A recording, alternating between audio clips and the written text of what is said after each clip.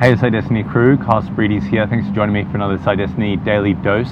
Decide to fast for fortune, for good fortune. One thing that you can do that's not a huge implication on your life or not a huge shift or change is you can actually take the breakfast that you would have eaten and rather decide to break your overnight fast at lunchtime. And then, so whatever you would have made for your breakfast, whatever you would have made to eat, or whatever you would have had to eat, take it and go give it to someone who needs it more than you. Someone on the streets, a homeless person. Rather than throwing money, or rather than, chucking a packet of cigarettes or something like that, food. And I was able to do this quite a bit when I lived in Sydney. I worked at a juice store, and a lot of the yogurts and different things would get off right towards the end of the day. So I would take them all, and everyone would think, oh, this guy's eating a lot of food, or he's a hungry guy. And I would just go and drop those, yogurt and fruit bowls off to different people on the streets. And definitely not saying that I'm a Mother Teresa or anything, but it's just something so simple that you can do. It's an amazing amount of return that you get. So there's actually a spiritual transaction. There's actually like a soulful transaction that I can't even explain when you go and do something as simple as saying, I'm going to break my fast around 1 p.m., 2 p.m. It's actually healthy. Some great celebrities that maybe you know about, Terry Crews does intermittent fasting. It's really good when you get to 3 days, and you can get into, get to the point of, why does the word escape me right now?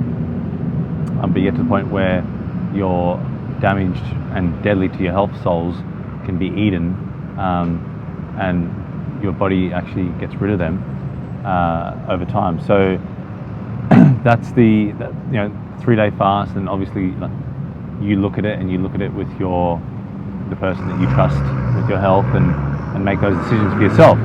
I know that it's worked well for me. I've done a juice fast that has got rid of a 3-centimeter bug, eating a hole into a major organ and very close to killing me, and did an alkaline fast and it healed me. So I know the power of fasting, but I'm definitely not telling you what to do. I'm inviting you to do your own research, inform yourself, and go have a look at it if you want to. But I digress. That's something else. Today I'm talking about just taking what you would have eaten for the day and taking an intermittent fast. So not eating until 2, or 1 p.m. And one of the things that you get through fasting as well is actually the mental fortitude. It's the toughness. It's the, I don't need to have an attachment to food. I don't need to have an attachment to things in life that just are pleasure feeders for me, or instantaneous gratification and a reward for me. I can actually go without and still be content, still be calm, still be happy, still be whole. And anything that's where resilience is amazing. Marcus Aurelius, ancient Stoic that we all really know of, what he did is he actually, I think it might have been Hadrian's Wall. Yeah, so I think it was Hadrian who was his kind of philosophical teacher, and he taught him how to live, a sort of not as cushy, cozy life as he had been brought up in a lap of luxury. And so what he did was, Marcus Aurelius slept on the floor, on the concrete floor one night, and did different sort of things all through his life to be able to experience none of the luxuries, to be able to strengthen his resolve, his soul, and to really get in touch and in tune with his heart of what really matters. So something like fasting can really do that for you. And then you giving your food to someone, you're giving something to someone that they actually can say, oh wow, thank you, or it actually helps them in their day, in this moment, the moment that you have right now. In this moment, you give it to someone that can actually help them. There's no reward quite like that. And I think that's what St. Vincent de Paul, turn the metal over and you'll see God. You know, that whole theme, Mother Teresa, all these people that gave a lot of themselves to the poor and to the homeless. I think that's what they understood, is that there's a spiritual and soulful richness that you can't quite equate. So go without to go within, to truly experience a rich life, and you're actually fasting for the fortune of your soul, for the fortune of a greater experience than that meal that maybe was good, maybe it was bad, maybe it made you feeling not so good later in the day, maybe you didn't really need to have it. But you know, it's going to do fortunes for your health, and it's going to do fortunes for your soul's health. So this is the challenge that I'm putting to you guys. So the breakfast that I was going to have today, I showed up late for a network meeting. I was doing a shoot, and I showed up late, and I once I got there, once I got it packed and everything, I thought, yeah, I'll eat it. And then once I saw it there, I went, no, I can do something more for this. This isn't for me. I don't need to eat. I can go without until 2 p.m. today. This is for someone who needs it. This is a lot of food. It's for someone, or maybe more than one person, who needs it. And it kind of hit me. It was kind of like I went calm. I opened myself up to the communication of the synchronicity of the universe, of God, of whatever you want to call it. And I just heard a message in my head that went, this is not for you. This is for you to give to someone else. And that's what I was doing in terms of following my intuition, my guts, and finding the right thing to do. Sometimes you don't just do the right thing and just do your monotonous thing. Sometimes you've got to get out of the way of. Sometimes you got to get out of the way of those messages. Sometimes you got to get out of the way of God playing, you know, His part in your life. My grandma used to have the saying, "Let go and let God." Sometimes you got to let go of trying to control and grab and force and maintain and manage everything. Sometimes you need to let go and let God communicate. Let the plan unfold before you. The higher plan, the ascendant plan, the enlightened plan. Anyway, guys, hope you enjoyed that one. Just a little challenge, a little test. You know, as we get to Christmas coming up in a few weeks, a lot of people are gonna.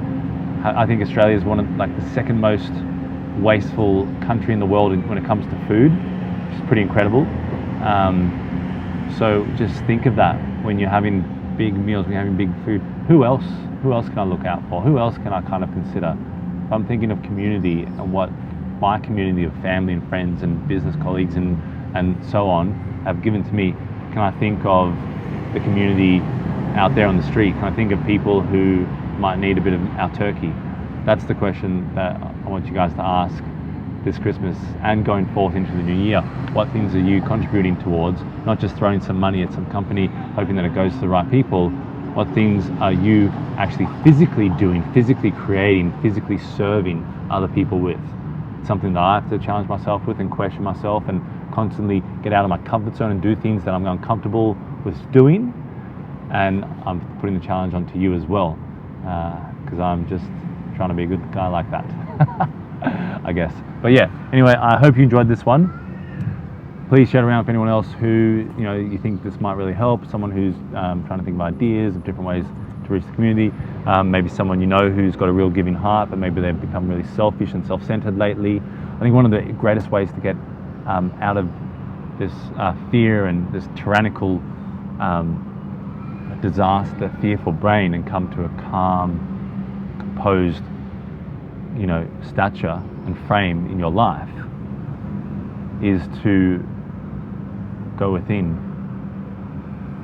get in alignment, get in tune, and look at what can I do to serve, and be calm amongst the storm, amongst the content bombardment, amongst the bickering and discrimination and the finger pointing and the ridiculously terrible leadership. Amongst all of that, you can be calm with what you're doing, with your heartbeat that you're given right now in this moment to serve. What are you doing right now? And that's the question. When I look at people saying, make this place strong, or let's get this place stronger, or build it better, whatever the phrases are, and you actually look around, sometimes it doesn't quite line up to the marketing. I'm sorry to say, no matter who you're fanboy, fangirling over as leader, it doesn't always equate to the marketing campaigns they use. So make sure you get out in the streets, you hit the community, and you do the right thing. Anyway, hope you enjoyed this one. Share it around for anyone else who you think it might help. Subscribe to the channel if you're enjoying these videos. Please leave us a comment down below of some of the things that you're doing in the community. Maybe you agree, disagree, have a different point of view. I'd love to hear it down below. And as always, guys, remember, decide your destiny. Cheers.